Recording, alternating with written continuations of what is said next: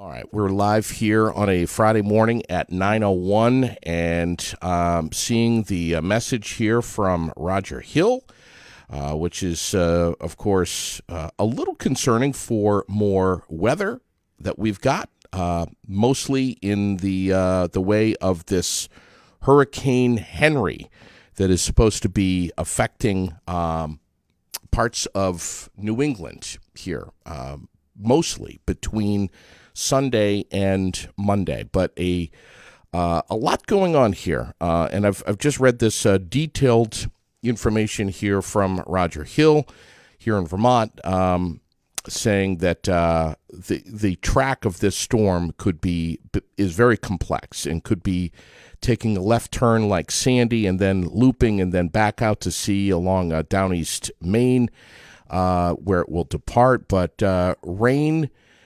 We could get a soaker if the track of this storm shifts. And if we do get that soaker, it'll primarily be in parts of southern and southeastern portions of Vermont. But if you're curious, if you're if you're concerned, we encourage you to keep watch of your local weather forecast here over the next 72 hours, really.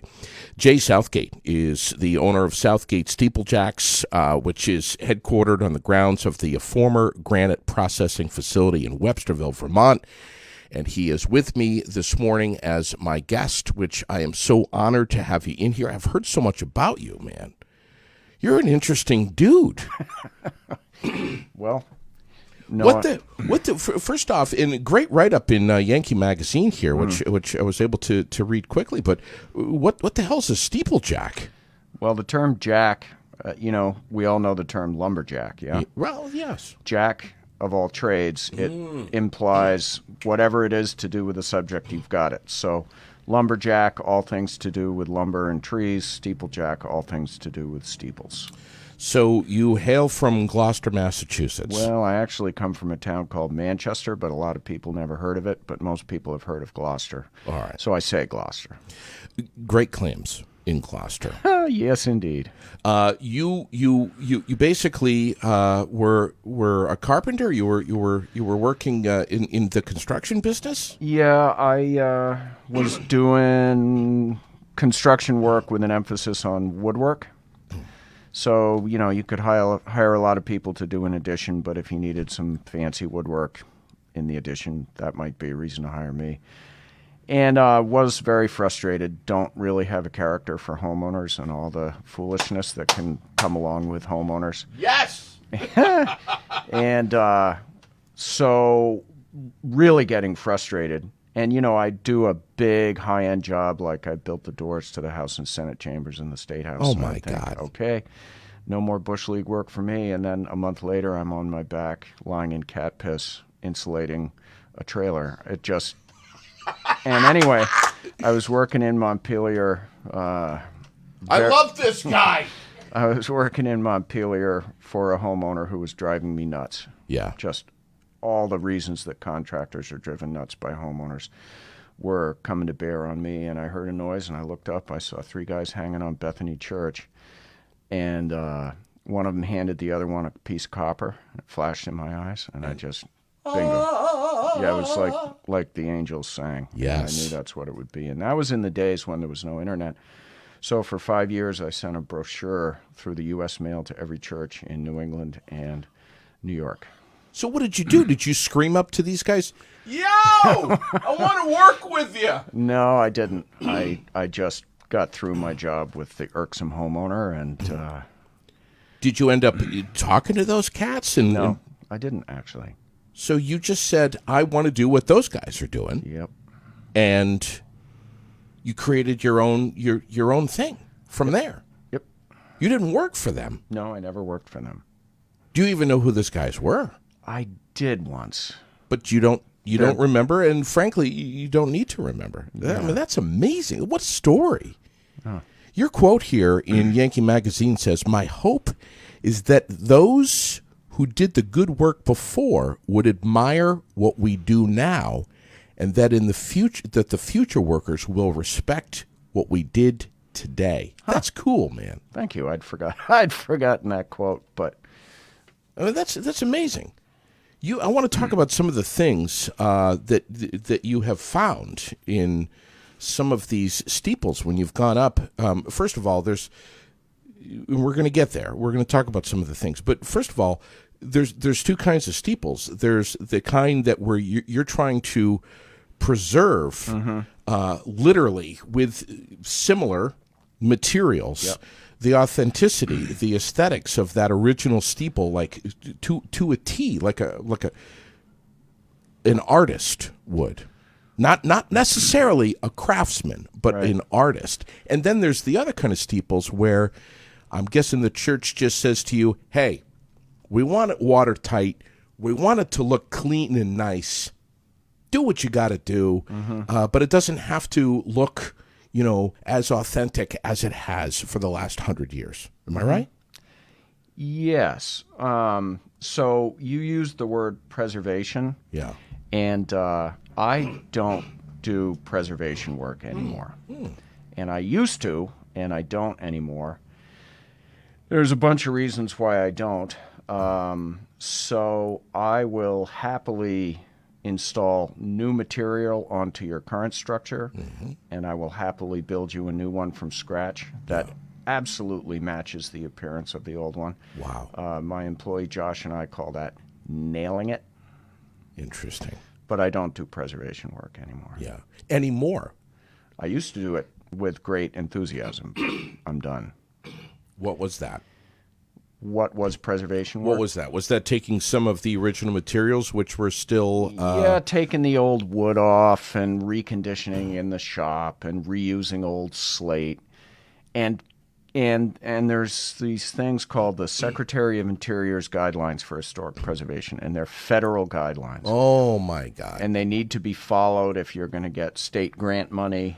And I have come to the conclusion that not infrequently, and this is a controversial thing to say, the Secretary of Interior's guidelines are silly.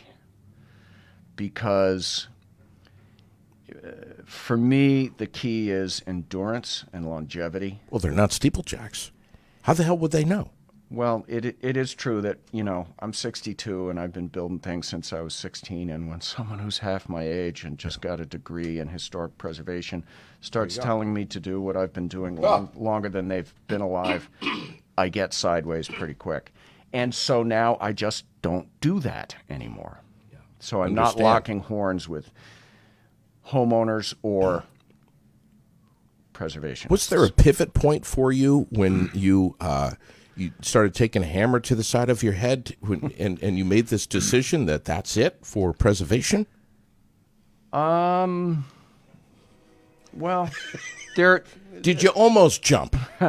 there wasn't a moment. There was a number of moments, but one of the questions I ask myself is, I'll use some silly numbers here. Okay, so we're spending $1 on this steeple. Yeah. So are we going to spend 99.5 cents of this dollar on construction that's going to make it endure? Or are we going to spend 10 cents out of this dollar issuing memos about, Chapter 12, Line 6, Paragraph B in the Secretary of Interior's guidelines say this, and then we can all argue about how that's supposed to be interpreted, and meanwhile a day's gone by and nothing's got done, and it just drives me nuts. Amen to that. Yeah. Amen to that. There's a quote in Yankee Magazine from you that is so cool here. There's a rush that comes when we have to take down and truck a steeple which was never designed to be moved on modern roads to our workshop. Just the act of breaking a steeple into legally shippable waterproof units and repairing it and then bringing it back and with a crane on site reassembling the parts that weigh 6 tons, it's like putting on a show. It's like dance choreography. I forgot and I said all that. But that is obviously from some years ago where I was willing to bring steeples back to my shop and rebuild them, and I won't do that anymore. Wow. I will not do that anymore. and again, this is highly controversial, and I was once like a darling of the preservationists, and I'm not well liked by them anymore. I'll take it down, dispose of it, and duplicate it. But I will not bring it back. And So how long had you been involved with transporting this on the road and I've probably brought 20 steeples from down the highway? from places like Maine and Connecticut back to my shop. How to big is a big recondition them. steeple? Well, the biggest one in Vermont is Grace United Methodist in Rutland. I was up on the top of that a couple of weeks ago. That's 205 feet high. So they vary, but They generally- vary, but typically, so, here's a little steeple anatomy. You got your church, and then you've got the part of the steeple that comes out of the main roof. Yeah, That's called the tower. right. And then you've got a part that contains a bell, Yeah, and that's the belfry. sure. And then generally on top of that, you have a pointy section, and that's called the spire, as in inspiring, Yeah. Anyway, Interesting. typically the numbers are sort of equal. So if the distance from the front step to the top of the tower is 60 feet, frequently the belfry and the spire combined will be 60 feet. These people who built these tended to use, numbers like 20, 32, 48, 40, 60. So, we've got one in our shop right now that's headed to Cape May, New Jersey. And this job, they got a grant from the state of New Jersey for historic preservation. And they talked to me, and I said, I won't preserve that. I'll build you a new one for this amount of money, and it'll last 150 years. Wow.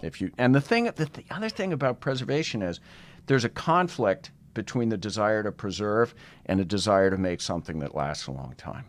And it is just, in my opinion, a fact that if you take a steeple and you follow the Secretary of Interior's guidelines for historic preservation and you reuse all that pine wood that's been serving as food for numerous critters Yes. and insects and molds, and I don't know the Latin names of any of these things, but I've sure seen them all, and you insist on reusing that, Yeah. your job's going to be short-lived.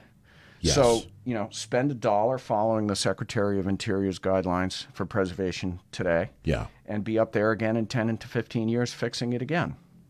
Or spend $5 for a new one now, and you won't have to touch it for 150 years. We're chatting with Jay Southgate from Southgate Steeplejacks, a man who, fair to say, that you're not afraid of heights? Terrified. Stop it. No, respectful of. Respectful of. Yes. Yes. Kind of like me and my motorcycle. I've Yeah. Well, aren't you afraid to ride that thing? Oh my God, do you know how many accidents happen? Blah, blah, blah. Lots of respect, but not necessarily fear, but respect. Yeah. Do you look down? Yes, looking down's not the problem. You know what can really throw you for a loop? If you look up and you see the tip of the spire and the clouds are moving by fast. Yes. It feels like you're moving. Yes. Yeah. I can only imagine. Yeah. Who needs to smoke when you could just get up there and have a look at the... Yeah. Really? Yeah. I mean, how high in the air are you? Well, it varies, and of course, as I build new, I'm in the sky less and less, and I'm more and more in the shop on the ground. And it's not that I mind being up, but that's just another thing against preserving and fixing in place for me is, I'll tell you this: if you've never stayed in the Motel 6 in Keene, New Hampshire, Yeah. for 5 months, don't worry about it, because you haven't missed much. So I don't like to travel. I don't like hotels. I've got 5 dogs. I like to be home with them. And that's another. And plus, I have this big facility, Yeah. and that's my overhead that I carry with me wherever I go. So it's like having a big excavator. If you own it and you're making payments on it, you better use it. you know? Interesting. I'm seeing more and more churches that seem to, layman's terms here, because I don't know, but it seems like they just, the steeple's rotten, they cut it off, they remove it, and there's just the square there that's left. The tower. What is that? That's the tower. Are they just opting to not rebuilt the steeple. Yeah, I mean, in a lot of ways, steeples are ridiculous because they serve no purpose and they put stress on the building. Isn't that amazing? Yeah. Wait. And wind. And wind. See, one thing people don't realize is half the battle of the steeples isn't holding them up, it's holding them down. Ooh. How many phone calls are you getting? Hey, we need to, Jay, we don't need you to fix the steeple. We need you to run some cell phone tower equipment up there and satellites and everything. Do you do that? No. I'm a pipsqueak in terms of business, so the cell phone companies don't want to deal with little fish like me. Okay. And they tend to not always be the nicest people. Many a church I know has, like, I had a contract to fix a church steeple, and they called me up and said, hey, we've got a cell phone company and they're going to fix our steeple for free. Yeah. And install their equipment, and it'll be great, so thank you. Right. But we will not be needing your services after all. And I spoke to them a couple years later, and they said, man, they did not follow through on their... Wow. They tend to, like a lot of big companies, they'll run roughshod over some little Vermont church. What's the purpose of a steeple? I mean, we just said you just said it really doesn't serve any purpose. But originally, it was meant to what? Lift up to God, to the clouds, to the sky. The top of a steeple's called a spire. So then there's the word inspire, and it's kind of like boasting rights. Okay. Our steeple's bigger than yours. But no real purpose, like it's a lightning No. ground thing. Nope. Nothing like that. No, buildings are better off without steeples. Wow. When you hear a rumble of thunder and you're up there, do you disconnect and rappel down and you're back in your truck in 30 seconds? Well, it takes longer than 30 seconds, but yes, getting struck by lightning is not on my bucket list. I have to ask, and we're talking with a man, this is Jay Southgate, who climbs steeples, repairs steeples, rebuilds steeples, Southgate Steeplejacks right here in our backyard, right? Websterville, right? Yeah. So I want to talk about some of the things that you have found maybe inside some of these steeples that you've been taking apart, which, fair to say, no other man has seen for the last umpteenth years, aside from you right now. So you're peeling back history and looking into something that's more than 100 years old easily, and that's got to be A, pretty fascinating, B, maybe a little bit scary. I want to ask you about some of the things you found, but first, the big question is, have you ever pulled back anything and had a bat fly out at your face? Oh, God, yes. How many times? I couldn't guess. Come on. What do you do? God, if I was working for you, that's the last day for me. I'm quitting. It's over. Yeah. I mean, really? Have you ever has it ever touched you, gotten into, that's another reason I'm getting made a away nest from in your hair? I don't have much to make a nest with, but yeah, just getting away from the pigeons and the bat and the lead paint and the cluster flies.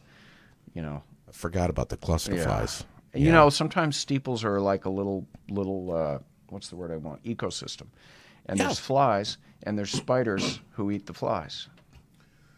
And there's bats who eat the spiders and the flies. And I remember once I was in Manchester, New Hampshire, and I was climbing up inside a steeple to do an inspection, and all of a sudden I was looking a raccoon in the eye from 6 inches away.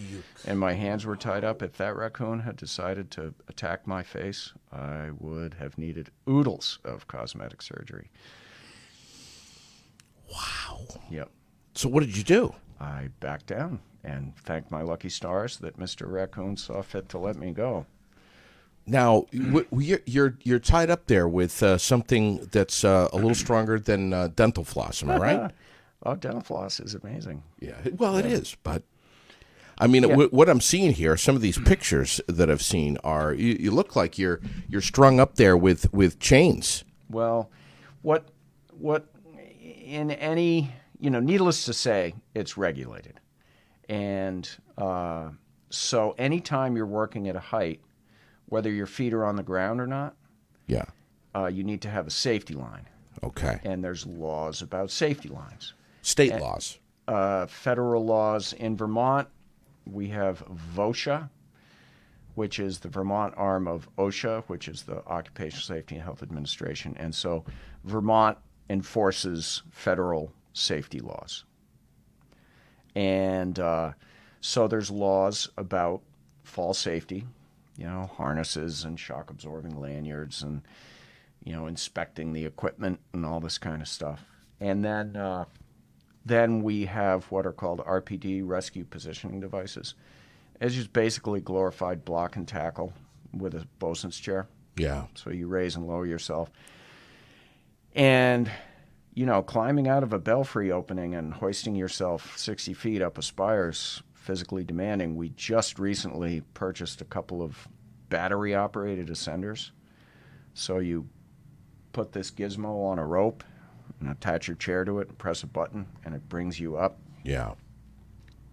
Which feels wimpy, but it's more productive. Yeah. I've seen folks go up in the bowman's chair up the mast of their sailboats there. It's a little similar, yeah, except with a boat. Well, yeah, it's similar, except with a boat, the pulley that you're being pulled up by is already there. Yes. Whereas with steeples, you need to get that pulley in place. How do you get it in place? With a crane, maybe? You can. That's the easy way. And alternatively, you climb up inside as far as you can, drill a hole, drop the ropes out, and go up on the ropes. But you can only get within a certain distance of the top. And then you can, lasso the steeple and sort of snuggie your ropes up higher and That's climb crazy. up those. Sometimes at that point, we build what's called a crow's nest, which is just a platform that sits on the spire. Yeah. Yeah, I can't imagine. Do you have friends that say that you're crazy, that you're demented, that there's something wrong with you? I often think that myself. Yeah. Yeah. I mean, I'm 62 now, so I'm taking fewer risks. But I think back on some of the stuff I've done over the years, and frankly, can't believe it. This is the United Methodist Church in Shelburne. This picture that we're showing right here. You've been up there. Looks like you were up there for a little while, bud. I mean, it looks tight. It looks good. But you say that some of your favorite churches are the Trinity United Methodist Church in Montpelier and the First Presbyterian Church in Barrie. Why? Well, this again is going to sound anti-preservation, but in each case, I was allowed to get creative and to nail it. Like this job in New Jersey, and it's what they want. The customer's always right. I'm building, in New Jersey, they got a grant from the state to preserve this job I'm doing now. And they looked into it. They returned the grant to the state, and they hired us to build it now. But anyway, the churches you just referred to, Presbyterian here in Barrie and Trinity in Montpelier, I was given artistic license. And I was given an opportunity to make something different and beautiful. One person I know who's a preservationist has called each of those jobs an abomination. Because they're different. They look different than they did. And I understand the need to keep good architecture around. I have been doing that since I was 20. And I've worked in weather conditions and stressed myself out physically in ways that most people who are in offices writing memos couldn't even dream of. But absolute avoidance of change is stupid. And the people who were appalled by the changes I made to these new churches here and fought the change would defend the change and fight a new change in 5 years. People oppose change, and then they fight to preserve the change that they just opposed. I've noticed that very often. So have I.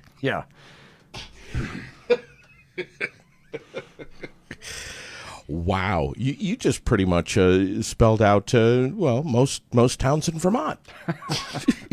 Well, I mean, I notice it in my own life. If my coffee maker is in a slightly different position than it was yesterday morning, Yeah, I just about have a hissy fit. right. I understand.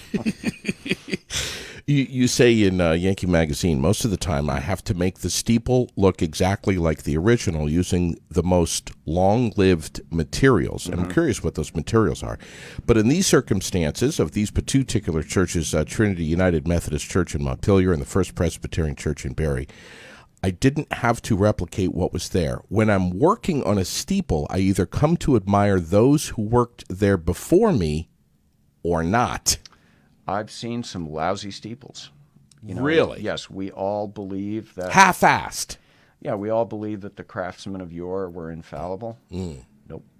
Interesting. They're humans. People make mistakes. Corners cut? Well, yes, but on the other hand, let's say it's 1882 and you're a member of some rural church, and after you milk your cows and fought with your wife Sure. and got upset because your children don't like to work, Yes. you're called in to help build the steeple. Right. And You're maybe tired. You're tired, and maybe you don't like your minister. So you fulfill your obligations, but you really don't want to be there. Right. So you can see sometimes they're built by the farmers who attended the church, and Yes. sometimes professionals were hired to come in and do it.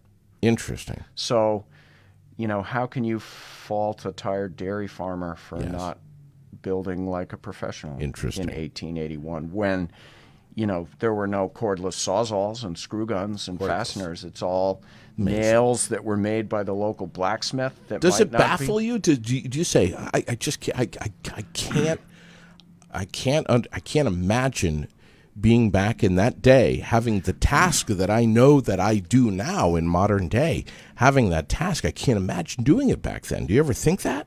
I do. I mean, I think in any circumstance, you just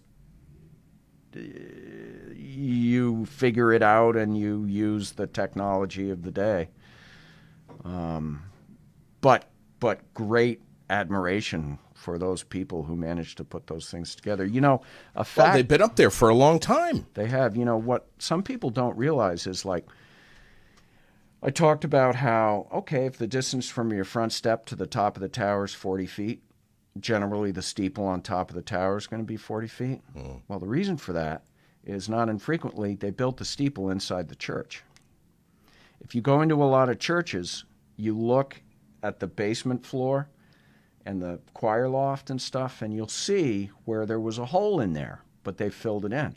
So what they would often do is take a few years and build it inside the church, and then when it was ready, they would call in the drover. And a drover is a person who has a team of oxen. And they'd rig up the manila ropes and the pulleys, and they would lift the steeple up 40 feet with their team of oxen. And then as it was at the right height, they'd put in the beams across, and the oxen would back down. Sometimes it took several days to raise it 40 feet. And that was a profession back then, a drover. And if you had a good team of oxen who were good, you were in demand. Does that give you goosebumps when you think about something like that? I mean, that back in that day, that seems like a really risky, dangerous thing. I'm imagining that across America there were a few mistakes and a few disasters. Yes. Steeples going down. Yes. No Had doubt. to have. Had to have. Yeah, cranes make things so easy. Right. I worked in Derby, Connecticut, and there was a great crane company around the corner from the church. So they show up, and their equipment's in great shape, and their employees know what they're doing, and bada boom, bada bing, Wow. you're done. No team of oxen Right. here. You were talking about spiders earlier. What's the biggest one you've seen? I don't know. Big. Big. Big enough to say, holy shit, that's big. Sure. Really? Yep. You scared of spiders? Not particularly. No. All right. I'm scared of paperwork. Paperwork. That's what frightens me. I actually have dreams that, like, Nightmares? Someone opens a door and there's just like a room full of paperwork. And here you go, Mr. Southgate. Just fill out these forms. You can't leave until you're done. That's my idea of heaven. That's the worst. Yeah. Have you ever had any accidents up there where something's come loose and holy crap, you're slipping and you're hanging on, and good thing you had your safety buckled? Yeah. So when I refer to RPDs, that's the block and tackle. Yeah. And I ordered this high-end, newly designed RPD system, and it had this. Normally with the RPDs we have right now, you have a rope that travels up and down between the pulleys at the top and the pulleys on your chair three times. Sure. So that gives you a 3-to-1 mechanical advantage. So you pull yourself up with an ascender, which is really a rock climbing tool. And then when you're at the height you want, you let go of the ascender and it's attached to your chair with a line called a daisy chain. So that's where you stop. Sure. But this system, I don't even remember the brand name, you didn't have a daisy chain going back to your chair.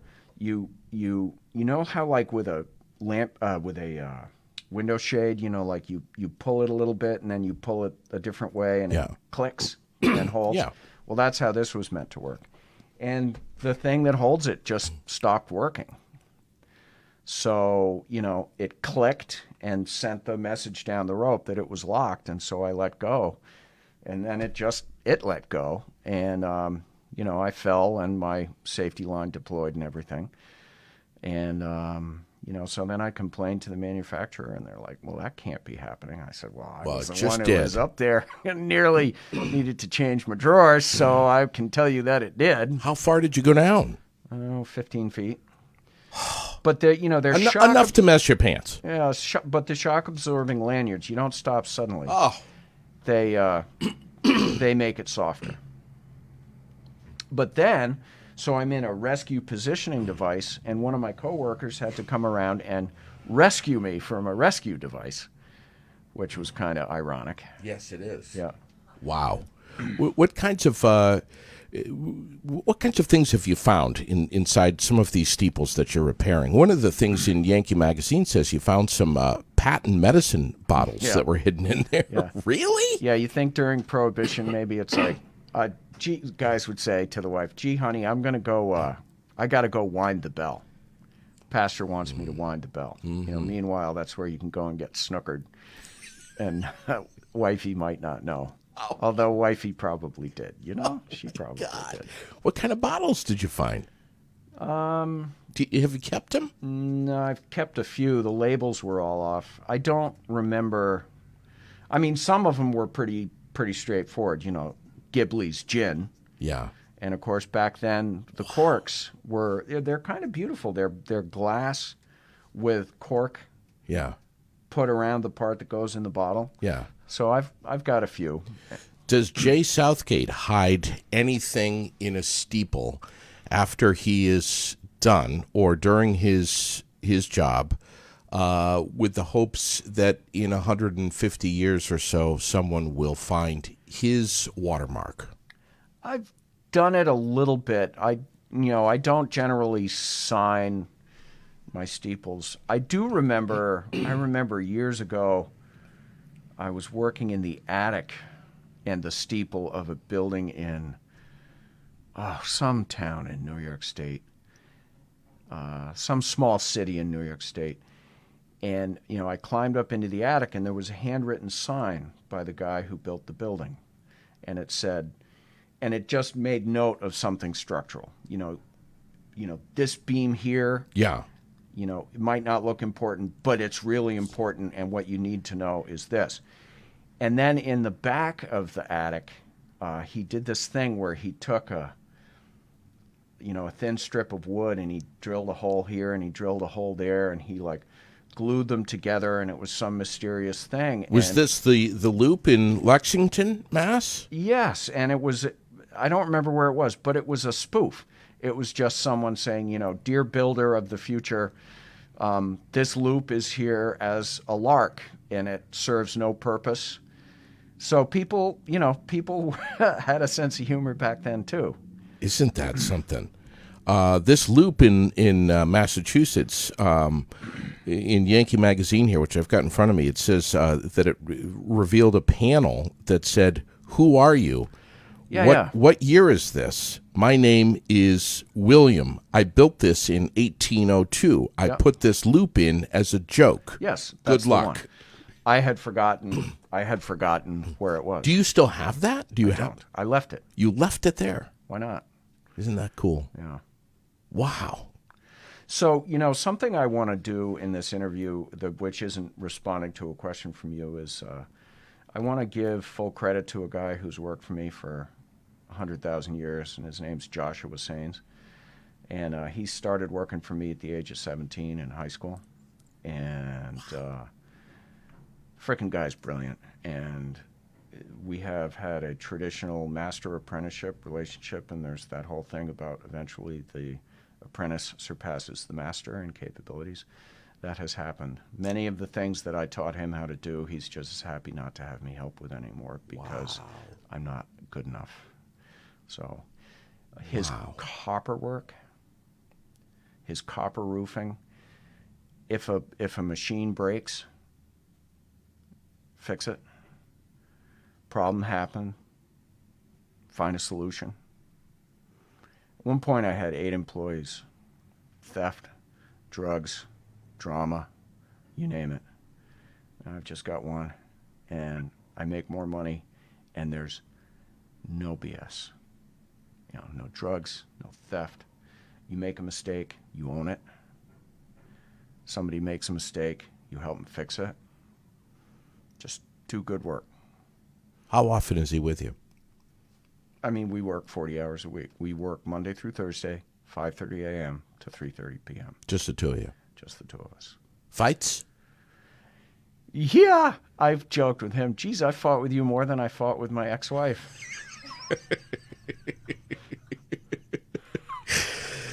That's incredible. Yeah. I just have to ask you before we wrap up here, is there any possibility, and if the answer is no, that's fine, I have full respect here, that we might be able to come up and see your workshop at some point? Sure. Obviously, we'd need to make an appointment, but sure, that'd be fine. Yeah, you don't want me getting in there and helping you. Trust me. Okay. Not even hold this screwdriver for a second. Well, I won't be coming over and readjusting your control board over Please there. don't. I can assure you of that. Please don't. Yeah.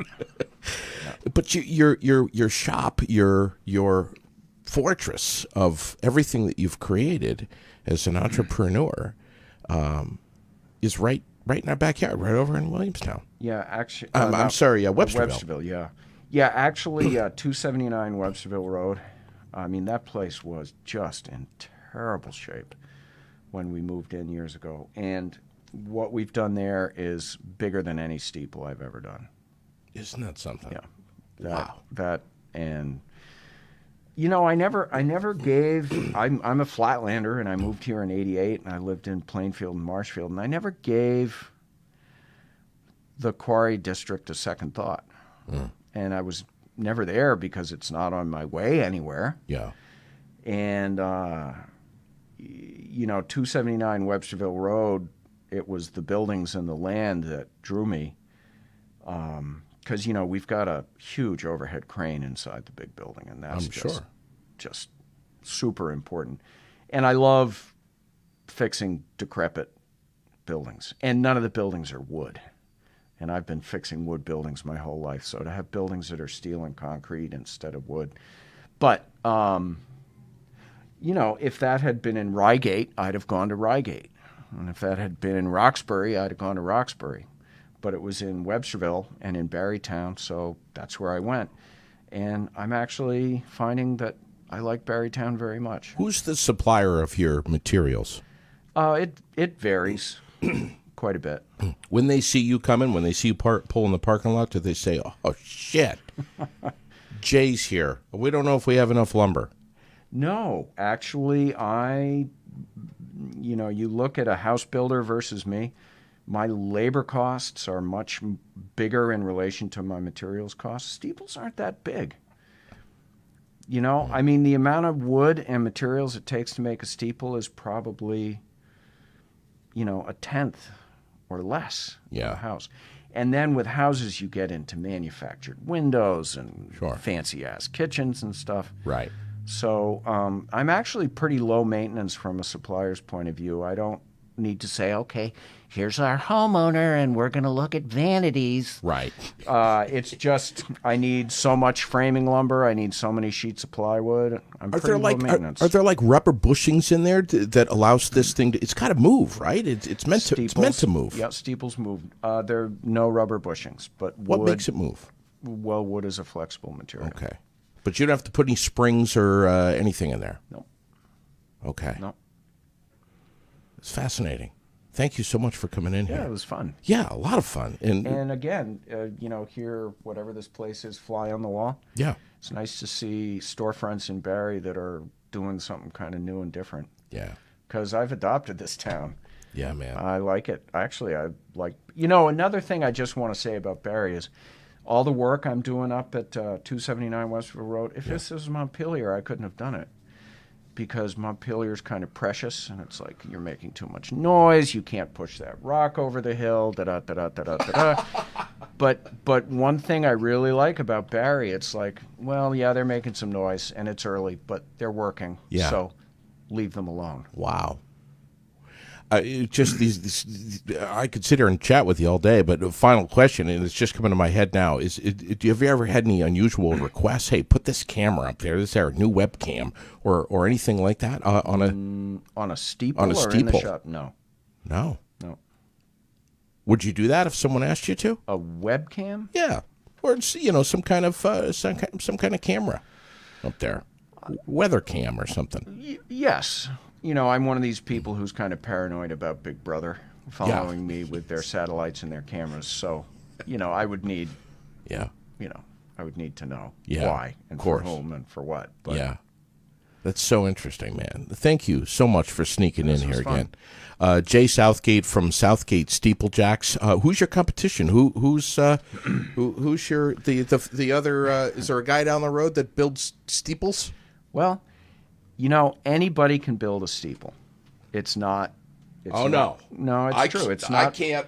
All right, any good builder can build a steeple. Okay. A number of years ago, I got a call to build a steeple that was going on the restored Fanny Allen Hospital in Burlington, and I was too busy and I couldn't do it.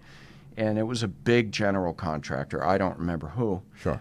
But they put some of their best craftsmen on it, and they built it in the parking lot and picked it up with a crane and put it in. And they did a nice job.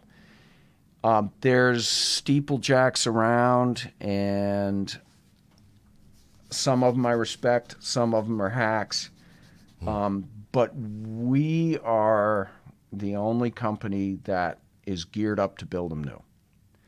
So we have all these processes and methods for building them new, and it's easy for us. You know, we don't have to figure things out. We've got these systems in place. So as far as I know, I'm the only person east of the Mississippi River who's geared up to build them new. That's cool. I could be wrong. As Foghorn Leghorn used to say, I could be wrong. Thanks for sneaking in here, man. Pleasure. Please come back, would you? Yeah, you'll need to call me. We will call you. All right. But, yeah, Jay Southgate. Southgate Steeplejacks this time around on Aired Out.